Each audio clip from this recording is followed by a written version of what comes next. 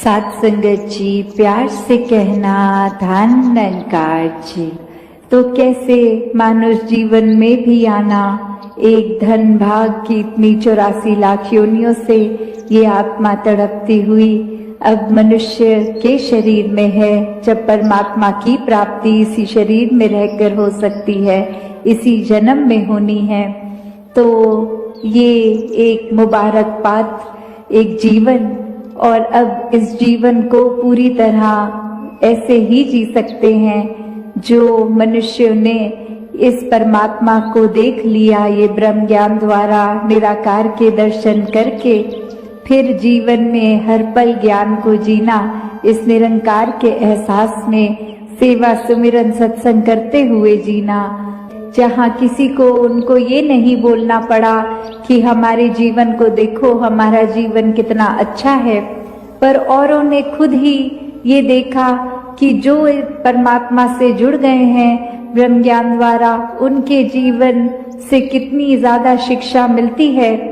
एक वो वाक्य ही मनुष्य के सिर्फ शरीर में ही नहीं है, एक मनुष्य का असली जीवन जी रहे हैं। सारे मानवीय गुण उनमें हैं, दैवीय गुण उनमें हैं। वो फिर एक प्रेरणादायक इतने कि सिर्फ उनके जीवन को ही वो जी रहे हैं इस परमात्मा से जुड़कर, भक्ति में रहकर, और वहीं अन्य व्यक्ति भी उनके जीवन को देख रहे हैं और यही इच्छा आ रही है कि इनके जैसा ही जीवन हमारा भी हो जाए। तो ऐसा जीवन जीना कोई किताबी बातें नहीं है, या फिर कोई वो बात नहीं है कि पहले त्रेता में, सतयुग में, द्वापर में ही ऐसे जीवन जिए गए। अभी अगर आज के दौर में भी देखें तो ऐसा जीवन भक्त आज भी जीते हैं, जो चाहे रहते तो इस संसार में ही हैं और संसार को त्याग के भक्ति नहीं करते। इस संसार में, इसी घर गृहस्थी में, धन दौलत एक रूप जो भी हो, चाहे वो रोजगार बड़ा हो छोटा हो, उसी रूप में रह के परमात्मा का धन्यवाद भी जहाँ करते हैं, वही एक परमात्मा के आश्रय अपने जीवन को हर पल चलाते हैं कि जो परमात्मा ने जिया उसी में शुक्राना, ये परमात्मा का धन्यवाद। तो कैसे अपने जीवन को हर कोई एक ज्ञान की रोशनी से एक बहुत ही सहज और सरल जीवन जी सकता है, जिस जीवन में दिखावा मात्र नहीं रह जाता, एक असली सच्चाई से इस परमात्मा से जुड़कर जीवन में खुद भी एक अपने रोशनी ही करा जा सकता है।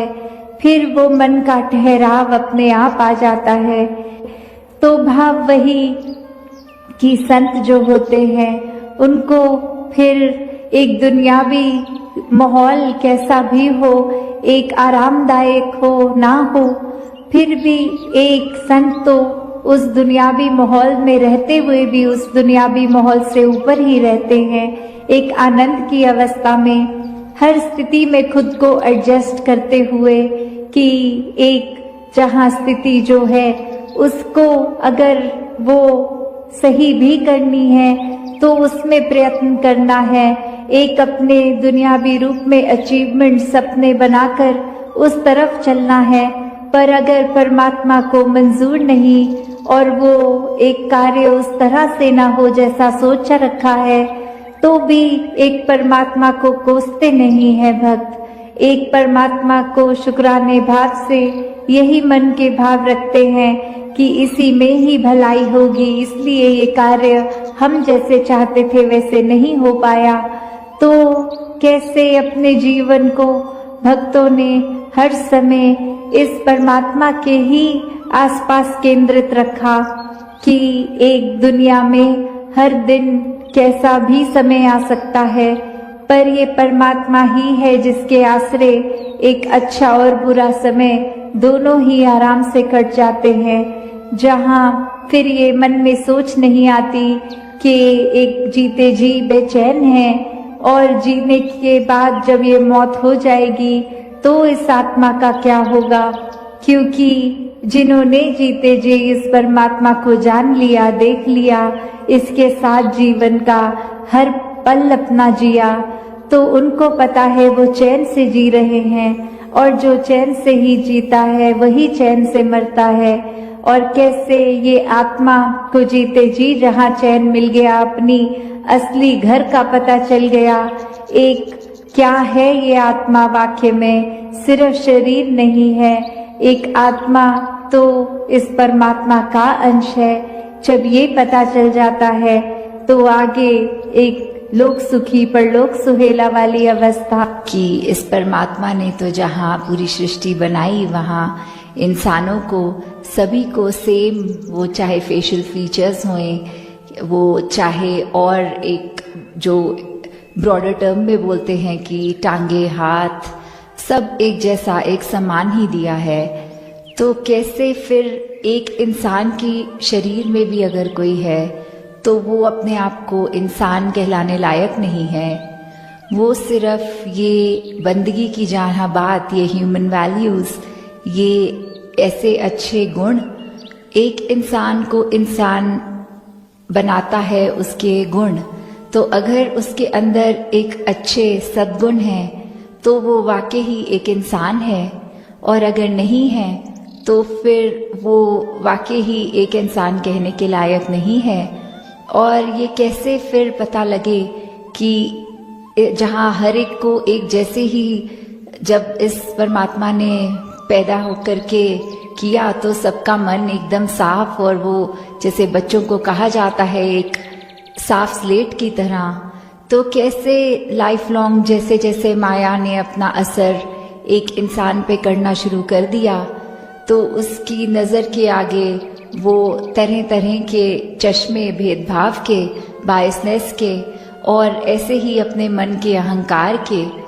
तो ये सब जैसे एक बच्चा धीरे धीरे बड़ा होता गया तो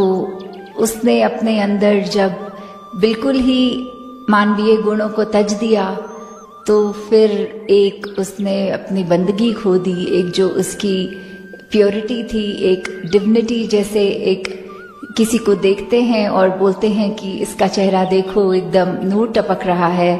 तो कैसे वो जो एक होती है इनोसेंस, वो धीरे धीरे सिर्फ देखने के लिए नहीं पर एक कैरेक्टर से जब लूज हो जाती है तो फिर वही है कि बंदे विच बंदगी दा घाटा, कि इंसान है तो सच्चे इंसान मानवीय गुणों को अपनाकर ही बन पाएंगे। इस परमात्मा का एहसास, इस निरंकार, इससे जुड़कर ही ये मानवीय गुण हमेशा हमारे अंदर रह पाएंगे। वो गुणों को हमें एक अपने आप को याद नहीं कराना पड़ेगा, बट एक ऑटो पायलट मोड पे हमारा एक पल पल का नेचर ऐसा बन जाएगा कि सिर्फ और सिर्फ हम इस संसार में अच्छे ही गुणों को चुनेंगे, लोगों के अंदर कमियां नहीं देखेंगे, उनकी सिर्फ अच्छाई देखेंगे, अपना दिल को इतना विशाल कर पाएंगे। हम कैसे फिर अपने आप में ही एक जिस रूप में परमात्मा ने हमें बनाया, God made man in his own image, तो कैसे वही इमेज को हम अपना पल पल एक संवारने के लिए ही उस पे काम कर सकते हैं। तो कैसे हमने अपने इस इंसानी जामे में आने के बाद इंसान ही बनना है, पशु नहीं बनते जाना, अपनी फितरत को एक we need to stay true to our nature, जो इस परमात्मा ने जैसा बनाया तो उसी को अपनाते चले जाना है। ये जो आप सबका सत्संग के प्रति, निरंकार के प्रति, सेवा के प्रति, सुमिरन के प्रति ये जो अपना एक मन है जो निरंकार में टिकाने वाली बात होती है, जो अपना असली रूप है हर एक का, उसकी पहचान करने तक की यात्रा ही नहीं है। सिर्फ एक बार जब ये रूबरू होकर इस प्रभु परमात्मा का ज्ञान, ब्रह्म ज्ञान द्वारा आज हमें जब मिल जाता है तो उसके बाद जीवन को कैसे जीना है, वो सब बातें जो इस सत्संग रूप से हमें शिक्षा मिलती है उसको किस तरह अपने जीवन में अपनाना है। तो कैसे ये समय की बात है कि अपना यूज़ जो किया उसको इस प्रभु परमात्मा निरंकार के एहसास में बिताने वाली बात आ जाती है कि कैसे हमारा एक एक पल ये प्रभु परमात्मा निरंकार ने जो हमको बख्शा है उस पल को हम सदुपयोग करते हुए कि किस तरह हमारी इंटेंशन की बात होती है वो कि हमें सत्संग में आकर एक एक पल सिर्फ आकर बैठ के चले जाना नहीं, पर एक एक वक्ता चाहे छोटे बच्चे की ज़ुबान से था, बुज़ुर्ग की, बहन भाई जिनसे भी कविता रूप, गीत रूप, स्पीच रूप, जो भी बोला सबने, वो एक एक वचन ऐसा था जो पूरे जीवन में एक इम्पैक्ट पॉजिटिव कर देता है। तो दातार कृपा करे कि ये ताउम्र हमारे जीवन में ये अच्छी बातें, ये हमारे सिर्फ बोल तक नहीं रह जाए, कान में घुस के सिर्फ दूसरों को सुनाने के लिए नहीं रह जाए, बल्कि हमारी सोच में, हमारे व्यवहार में, हमारे कर्मों में भी झलके। तो ये पंक्तियों में जिस तरह ये बात हो रही है हरदेव वाणी में कि ये सुख की बात है, ये जो हर एक को जो अपने जीवन में सुख की प्राप्ति करने के लिए क्या एक रास्ता अपनाना है। जिस तरह अभी सत्संग की भी बात हुई, उस तरह यही कि युगों युगों से देखा जाए तो संतों का तो दिल ऐसा ही हुआ है जो सिर्फ अभी की बात नहीं है, चाहे कलयुग हो, सतयुग हो, द्वापर हो, कोई भी समय ले लें, कि संतों ने तो हमेशा यही चाहा है कि एक जो हर एक को कैसे मन में चैन दिया जाए, हर एक को किस तरह अपने असली रूप इस परमात्मा का दर्श दीदार करा दिया जाए, और कैसे उस तरह फिर एक जो पहचान कराई जाए, अच्छे गुण दिए जाए, उसी में ही एक ये परमानेंट सुख छुपा है। छोटे छोटे सुख तो कहीं ना कहीं हर समय पे मिल जाते हैं, पर ऐसा कौन सा सुख है जो हर समय एक जैसा ही हो और वो उस सुख में कुछ बढ़ा ना जाए, कोई घटा ना जाए। तो वो वाला सुख जो एक ब्लिस की अवस्था होती है, जो एक चैन से भी ऊपर उठ के, खुशी से भी ऊपर उठ के जो वो सुख है, तो वो सुख सिर्फ तभी मिल सकता है जब हम संतों का संग कर लेंगे। कि संतों का जब तक संग हमारे जीवन में आएगा नहीं, तब तक हम कैसे अपने जीवन को उस मुकाम तक लेकर जाना संभव नहीं होता, क्योंकि संत ही हैं जो हमको प्रेरणा देते हैं हमारे जीवन को सुधारने के लिए। और एक बार हमें वो जब पता लग जाता है कि ये क्या सच्चाई है, तो हम अपने जीवन में एक वो परमानेंट सुख, एक जो हर समय रहने वाला सुख, उसको प्राप्त कर लेते हैं। हाँ जी। भला सोचते जो औरों का खुद अच्छे बन जाते हैं, सच्चाई के साथ रहें तो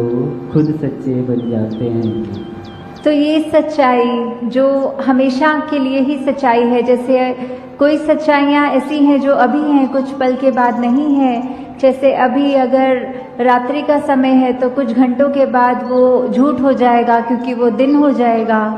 तो ऐसे कुछ सच्चाइयाँ कुछ समय के लिए रहने वाली सच्चाइयों की यहाँ बात नहीं हो रही। वो बात ही कि कैसे एक निरंकार प्रभु परमात्मा,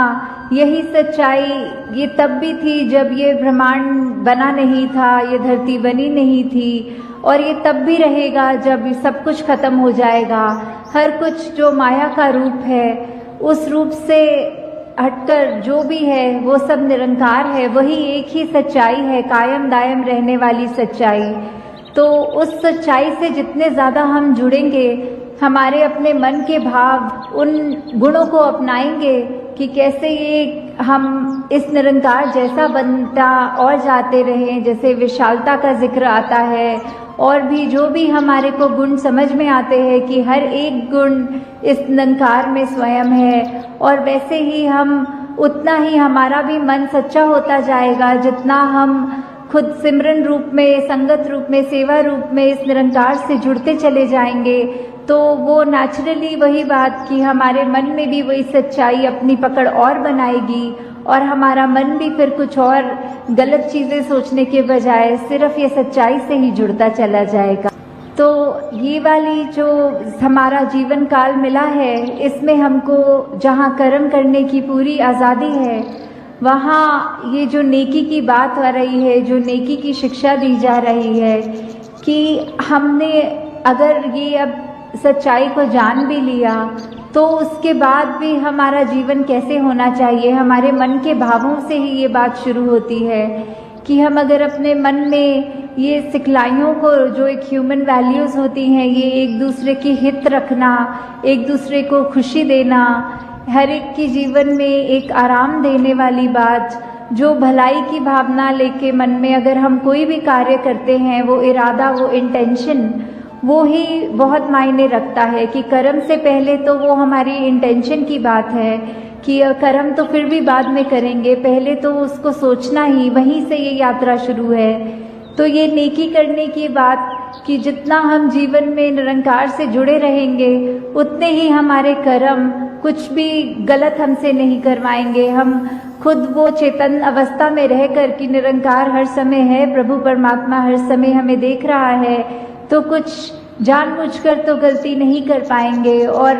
वही बात कि मन में सिर्फ अच्छाई जब रहेगी, तो ये नेकी का रास्ता लेके हम ना कि सिर्फ अपना ही जीवन संवारेंगे, पर औरों के लिए भी, उनके जीवन में भी हम और उनको भी खुशी दे सकेंगे। और यही नेकी है जो हमारे साथ सदैव हमारे जीवन काल में, जहाँ हमारे को एक अच्छा जीवन जीने की कला बख्शेगी, और वही बाद में भी जहाँ वो परमात्मा की दरगाह वाली बात है कि उस समय भी जब मृत्यु हो जाएगी, तो भी हमारा ये जो जीवन में हमने कर्म किए हैं, वो चाहे हमारी एक बात तो वो भी हो जाती है कि कर्म को जहाँ बोला है कि बुरे कर्म तो एक अलग तरह की बेड़ी है, और ये अच्छे कर्म चाहे सोने की बेड़ी है। तो जहाँ वो बात भी है कि कर्म हम अगर सोचें कि हम खुद कर रहे हैं, तो उसको अगर अच्छा करें या बुरा करें, तो वो एक बैगेज साथ लेके चलने वाली बात हो जाती है। पर जब हमने पहले ही प्रण में, जहाँ ये तन मन धन को सरेंडर वाली बात, ये समर्पित कर दिया इस परमात्मा के आगे कि सब जो बख्शा है उसी का है, तो ये ख्याल भी और ये कर्म भी जो भी हमारी तो कोई औकात नहीं कि करें। तो जब उस भाव से हम रहेंगे और हमारे अच्छे कर्म हमसे होते जाएंगे। सात संगत जी, प्यार से कहना धन निरंकार जी।